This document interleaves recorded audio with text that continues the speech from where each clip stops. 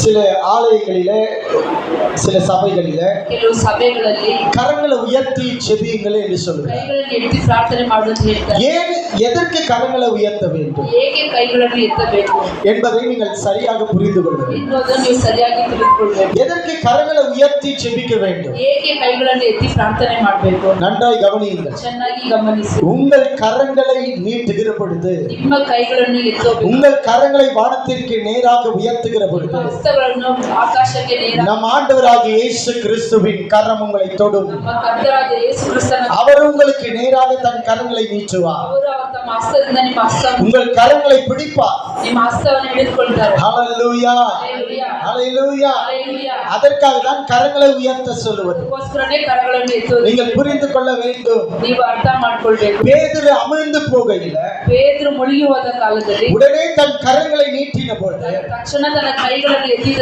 என் ஆண்டவராகிய இயேசு கிறிஸ்துவின் கரங்கள் பேதுருவை தொட்டு தூக்கினது. ನಮ್ಮ ಕರ್ತನಾದ ಯೇಸು ಕ್ರಿಸ್ತನ ಕೈಗಳು ಪೇತ್ರನ ಕರಗಳನ್ನು ಮುಟ್ಟಿ ಎತ್ತಿದವು. நாம் கரங்களை உயர்த்துகிற பொழுது ನಾವು ಕೈಗಳನ್ನು ಎತ್ತಬೇಕಾದ್ರೆ ஆண்டவரே ದೇವರೇ என்னை கூட நீ தூக்கி விடுமையா என்ற அர்த்தம். ನನ್ನನ್ನು ಕೂಡ ಎತ್ತು ಬಿಡಪ್ಪ ಎಂದ ಅರ್ಥ.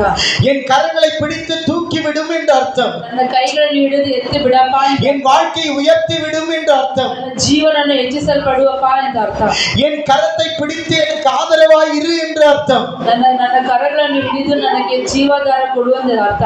என் கரங்களை பிடித்து எனக்கு துணையாய் இருப்பீராக என்ற அர்த்தம். ನನ್ನ ಕರಗಳನ್ನು ಹಿಡಿದು ನನ್ನ ಜೊತೆಯೇ ಇರು. ஆகவே தான் கரங்களை உயர்த்தி ஜெபிக்க வேண்டும். ಆದ ಕಾರಣವೇ ನಾವು ಕರಗಳನ್ನು ಎತ್ತಿ ಪ್ರಾರ್ಥನೆ. நீங்கள் கரங்களை உயர்த்துகிற பொழுது ನೀವು ಕೈಗಳನ್ನು ಎತ್ತಬೇಕು. உங்களை படைத்த ஆண்டவராகிய இயேசு கிறிஸ்து உங்களுக்கு நேராக தன் கரங்களை நீட்டுவார். ನಿಮ್ಮನ್ನು ಉಂಟು ಮಾಡಿದ ಯೇಸು ಕ್ರಿಸ್ತನು ನಿಮ್ಮ ಎದುರಿಗೆ உங்கள் கரங்களை பிடித்து அவர் சொல்லுவார், ನಿಮ್ಮ ಕರಗಳನ್ನು ಹಿಡಿದು ಹೇಳುತ್ತಾರೆ, பயப்படாதீர்கள், ಭಯಪಡಬೇಡ, பயப்படாதே மகனே, ಭಯಪಡಬೇಡ, பயப்படாதே மகளே, ಭಯಪಡಬೇಡ, நான் உனக்கு துணை இருக்கிறேன், ನಿನ್ನ ಜೊತೆಯಲ್ಲಿ ನಿಂತಿದ್ದೇನೆ, நான் உன்னோடு இருக்கிறேன், ನಾನು ನಿನ್ನ ಜೊತೆಯಲ್ಲಿ ಇದ್ದೇನೆ, நான் உனக்கு உதவி செய்வேன், ನಾನು ನಿನಗೆ நான் உனக்கு உன்னை ஆசீர்வதிப்பேன், ನಾನು ನಿನಗೆ ಆಶೀರ್ವದಿಸುತ್ತೇನೆ, நான் உன்னை தனியே விடுவதில்லை, ನಾನು ನಿನ್ನನ್ನು ಒಬ್ಬ நான் உன்னுடைய கரங்களை பிடிக்கிறேன் என்ற அர்த்தம். ನಿನ್ನ ಕೈಗಳನ್ನು ಹಿಡಿದಿನ ಅರ್ಥ. ஆகவே தான் கரங்களை உயர்த்தி ஜெபிக்க வேண்டும். ಅದಕ್ಕೋಸ್ಕರನೇ ಕರಗಳನ್ನು ಎತ್ತಿ ಪ್ರಾರ್ಥನೆ ಮಾಡಬೇಕು. இப்படிப்பட்ட அர்த்தங்கள் உண்டு. ಇಷ್ಟೆಲ್ಲ ಅರ್ಥಗಳುಂಟು.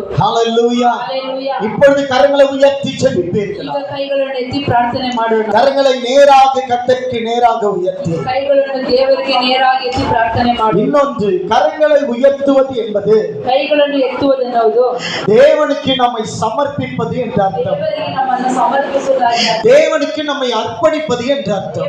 ದೇವರಿಗೆ ನಮ್ಮನ್ನು ಅರ್ಪಣಿಸಿ, ஆண்டவரே நான் சரணடைகிறேன் என்ற அர்த்தம். ದೇವನೇ ನಾನು ನಿನಗೆ ಶರಣ, உன் பாதத்தில் சரணடைகிறேன் என்ற அர்த்தம். ಪಾದದಲ್ಲಿ ಶರಣಾಗುತ್ತೇನೆ.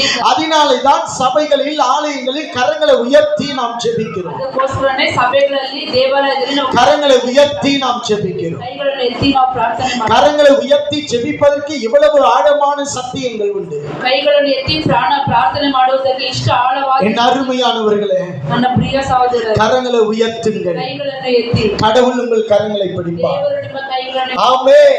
ಆಮೆನ್. Praise the Lord. எங்களை